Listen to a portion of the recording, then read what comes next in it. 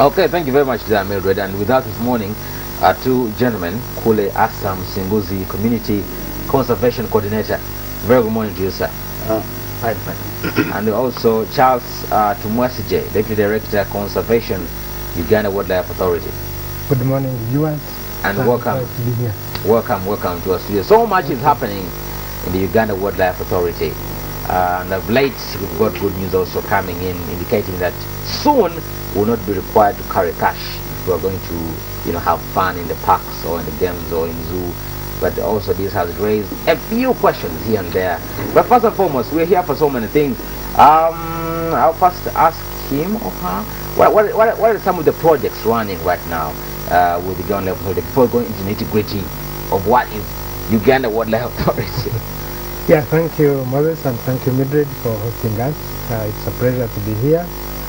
Uganda Wildlife Authority is a statutory authority created by an act of parliament, and we are responsible for the sustainable management of wildlife in Uganda.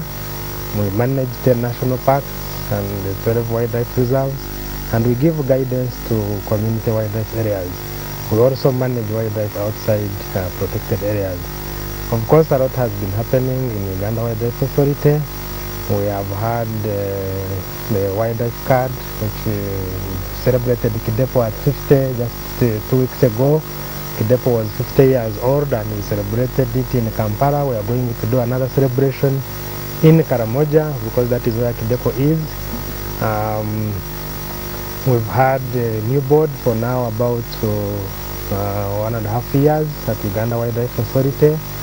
We have full management at Uganda Wildlife Authority. We have gone through the turbulence that we went through, and we are now stable, and the authority is very constituted. All the programs are running. We have been in a peak tourist season with tourists visiting all the national parks in Uganda, Queen Elizabeth, Murchison Falls, Bwindi, where they track gorillas. All these areas have been flowing with tourists during this peak season of June, July, August. And as we go to September, October, it slows down. So a lot has been happening at Uganda Wildlife Authority. Yes. And I'll also ask your colleague that Ugandans sometimes ask themselves questions. What are the animals that we have? You go to the zoo, for example, at Entebbe, and they tell you, well, the lion is there, but But anyway, I want to know, what are some of the animals that are supposed to be kept, for example, in these in a zoo, and those that are supposed to be kept in zoos? I think one important thing is we manage wildlife in different ways. We manage in situ and ex situ. There are those animals we come and put in the zoo. Mainly these animals, they are in various categories. Either we have rescued them from people who got them illegally and we need their safety. There are those which are rare, like you remember we had no rhinos in Uganda, and the first rhino in Uganda first was brought to Entebbe, currently known as Uganda Wildlife Education Center, which was formerly a zoo. And it's our sister organization.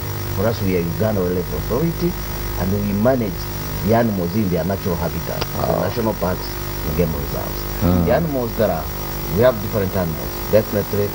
Maybe the big ones, which people quite often see, are like the big cats, which include the lion, the leopard, the cheetah, which unfortunately is mainly remaining only in the Karamoja region in Uganda. We don't have them; they're almost going extinct, but fortunately we still have some of them in Uganda, in the northern sector, Karamoja region, mainly Bateneko Bokora and Kidebo National Park. So if you want to see cheetah, those are the parks you can visit. But the other big cats are distributed. But we have also smaller cats like savo cats and others, but those are small ones. Then we have other big animals, famously the elephant, I think the jumbo. We have the buffalo, the hippo, the iguana cobs, medium big. We have the elands. So the elands are in Kidepo and Lake Mburu only. So the zebras and many others. So what are some of the treasured and highly protected animals currently you are looking at?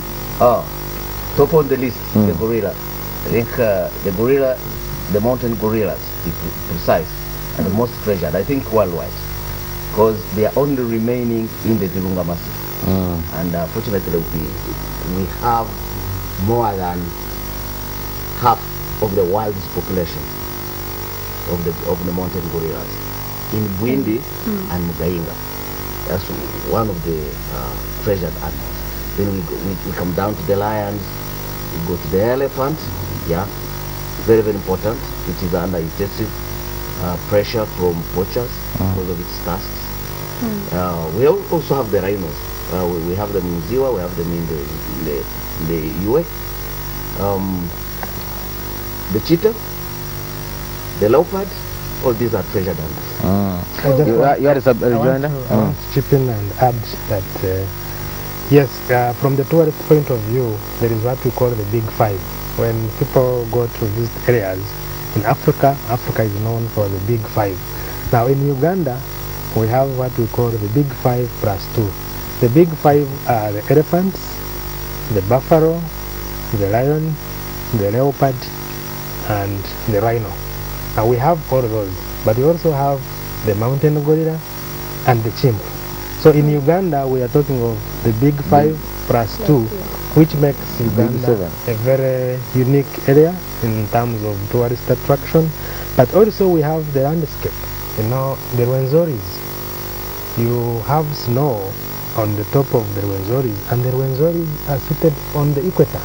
The equator is an area that receives sun 24/7 and throughout the year. And to have snow at the equator is something that is unique. You don't find it anywhere. That is Uganda. We have the landscape in Kidepo. Kidepo has been put on the list of the top national parks in Africa. There is actually voting going on. I encourage you to vote for Kidepo. It has been put together with some parks. I think there is Kruger National Park. There should be Masai Mara in Kenya, Serengeti in Tanzania, and there is Kidepo. The landscape that you find in Kidepo, the herds of buffaloes that you see in Kidepo, you don't see them anywhere else. So no wonder Uganda is called the Pearl of Africa. So that is Uganda. And Uganda Wildlife Authority is at the center of this, of making sure that these areas are conserved. The wildlife in these protected areas is well protected, and it is there for Ugandans and the general community, the world community to enjoy.